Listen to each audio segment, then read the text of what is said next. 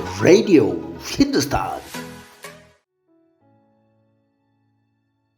नमस्कार हिंदुस्तान, मैं आपके साथ आरजे पूनम शर्मा और आप सुन रहे हैं रेडियो हिंदुस्तान। जी हाँ, वैलेंटाइंस वीक के स्पेशल डे में आज है किस डे और अब एंडिंग पर है वैलेंटाइंस वीक।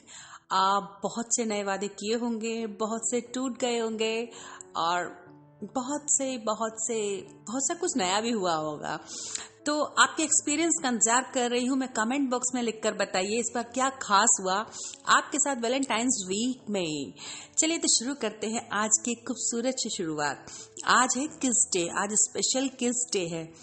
और ये भी कहानी एक, जैसे कि मैं बताती हूँ कि मैं अपनी कहानियां पर्सनल एक्सपीरियंस से लाती हूँ। सच्ची होती हैं, बनावटी नहीं होती हैं।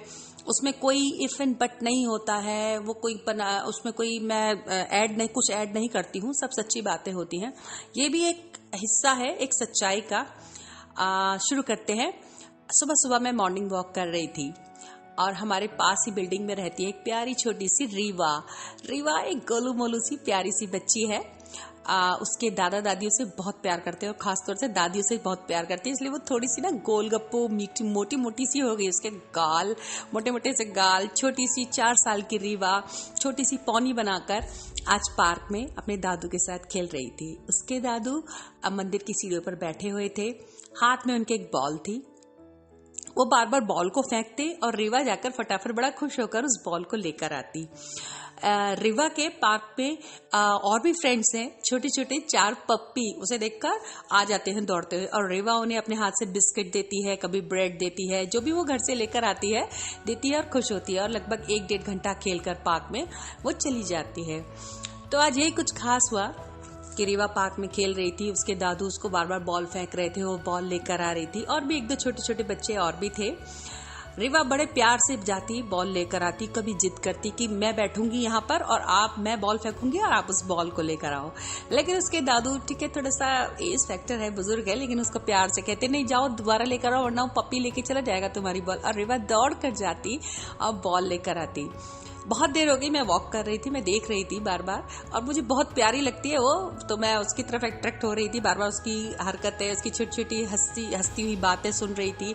वो क्या जिद कर रही है, कभी पप्पी को गोद में उठा लेती थी तो उसके दादाजी डांटते थे, नहीं इसे साइड में रख दो, गोद में नहीं उठाओ, उसकी मम्मी काट लेगी, उसकी मम्मी तुम्हारे पर पीछे पड़ जाएगी, जो भी कुछ उसे समझा रहे थे। और प्यारी सी रीवा अपने खेल में, अपनी मस्ती में खेल रही थी कि शायद वो थक गई थोड़ी देर बाद और उसने क्या करा, अपनी बॉल लाकर दादाजी को दे दी और खुद भी थक कर बैठ गई है ना, गोलगप्पू सी मोटी मोटी सी तो शायद उससे ज्यादा दौड़ा नहीं जा रहा था। थोड़ी देर बाद पता नहीं उसने अपने दादाजी से क्या पूछा, उसके दादाजी उसको क्या जवाब दे रहे थे, लेकिन वो कुछ इशारा कर रही थी शायद आसमान की तरफ, कुछ चिड़ियों को या बर्ड्स के लिए जो भी कुछ वो पूछ रही होगी, उसके दादाजी उसको बता रहे थे। और रीवा उठी, अपने दादाजी की गोद में बैठ गई और उनको प्यार से किस करने लगी, उनको प्यार करने लगी। ये एक उम्र के बाद एक दादी के लिए, दादी जी के लिए, एक दादाजी के लिए एक सच्चा दोस्त होता है। उनके अपने पोती पोते, उनके अपने नाती पोते, एक वक्त, एक पूरी जिंदगी बिताने के बाद जब वो सब कुछ अपना लुटा बैठते हैं, सब कुछ जो उनके बस की होता है, जहां तक भी जो भी उनकी हिम्मत होती है, सब कुछ अपने परिवार को देने के बाद, अपने बच्चों को स्टैंड करने के बाद, अपनी सारी जो भी पूरी हिम्मत झोंक देने के बाद, एक हिस्सा ऐसा होता है जब वो सुकून चाहते हैं। पूरे परिवार को, अपने छोटे भाई बहनों को, जो भी उनके जैसे भी परिवार की जो भी परेशानियां रहीं उसको जूझते हुए, अपनी जॉब में, अपने बिजनेस में, जिसमें भी, एक टाइम बाद हर इंसान को चाहत होती है कुछ आराम की।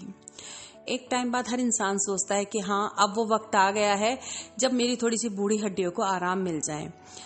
और यही वो एज होती है, यही वो समय होता है जब किसी भी उम्र के किसी के लिए भी एक सच्चा साथी, एक सच्चा प्यार बनकर जो आता है, वो एक इसी छोटे से रूप में आता है, एक किसी बच्चे के रूप में। उनके नाती, उनके पोते होते हैं, जिसे उन्हें देखकर दुनिया जहान की खुशी जैसे होती है ना, तो उनको वो मिल जाती है। शायद अपने बच्चों से ज्यादा लगाव इन्हें इस उम्र में ये होता है। और मैंने सच में पढ़ा भी है किसी किताब में कि एक उम्र के बाद एक दादाजी का सबसे अच्छा दोस्त, जिंदगी भर का सबसे प्यारा दोस्त, जो दोस्ती होती है, जो प्यार का रिश्ता होता है, कमाया हुआ उनका पोती पोते या उनके नातिन होती हैं, वही उनका सच्चा प्यार होता है। और एक पोती पोतों के लिए जो पहला प्यार होता है, पहला सच्चा प्यार होता है, वो उनके लिए उनकी दादी दादाजी होते हैं। परिवार में सुख दुख आना, परिवार में उतार चढ़ाव आना, ये तो एक जिंदगी का एक ऐसा अहम हिस्सा है जो सबकी जिंदगी में आता है। इससे कोई परिवार अलग नहीं है, ये सबके साथ ऐसा होता है। लेकिन एक खास जो होता है ना, आप बहुत भाग्यशाली हैं अगर आपके पास इस उम्र में आपका एक सच्चा दोस्त है, आपके साथ आपका परिवार है।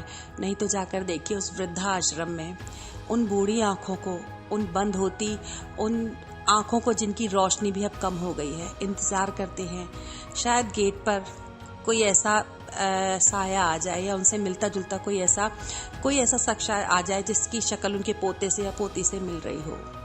वो इंतजार करते हैं कि काश कोई झूठ भी हमसे कह दे कि आपसे मिलने के लिए कोई आया है। इस एक लाइन का वो इंतजार करते हैं। अगर आपके साथ ऐसा है, आपके पोती पोते हैं, आपका परिवार है, सच आपसे ज्यादा भाग्यशाली कोई नहीं है। और उस बच्चे से ज्यादा भाग्यशाली कोई नहीं है जिसकी गोद में जो अपनी दादू की गोद में, दादी की गोद में अपना बचपन बिता रहे हैं। जब रिवा बार बार अपने दादू को किस कर रही थी तो मैं बहुत ध्यान से, बहुत प्यार से देख रही थी। वो छोटी सी रिवा, वो प्यारी सी रिवा कितना प्यार कर रही थी अपने दादू को।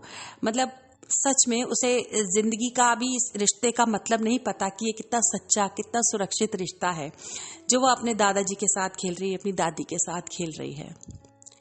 तो आप ही सोचकर बताइए, क्या इससे ज्यादा खूबसूरत किस डे आपने देखा होगा या सुना होगा?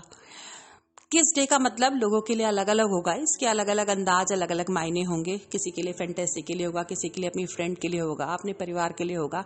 लेकिन ये खास मौका जो मैंने आज सुबह अपने पार्क में वॉक करते हुए देखा, इससे ज्यादा खूबसूरत शायद मैंने अपनी जिंदगी में अभी तक किस डे नहीं देखा।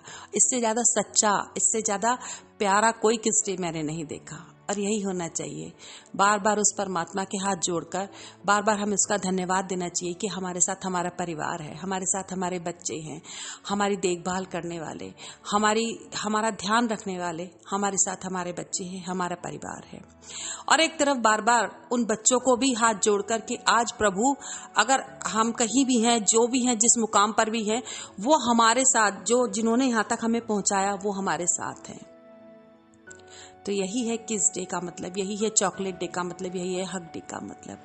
भगवान ने तो ये अलग अलग बहाने बनाए हैं हमें किसी न किसी तरीके से बार बार अपनों को अपने पास लाने के। तो ऐसी मुलाकात के साथ आज फिर मैं आपसे विदा लेती हूँ और फिर दोबारा मिलूंगी, दोबारा आने का वादा करते हुए। आप सुन रहे हैं रेडियो हिंदुस्तान और मैं हूँ आरजे पूनम शर्मा।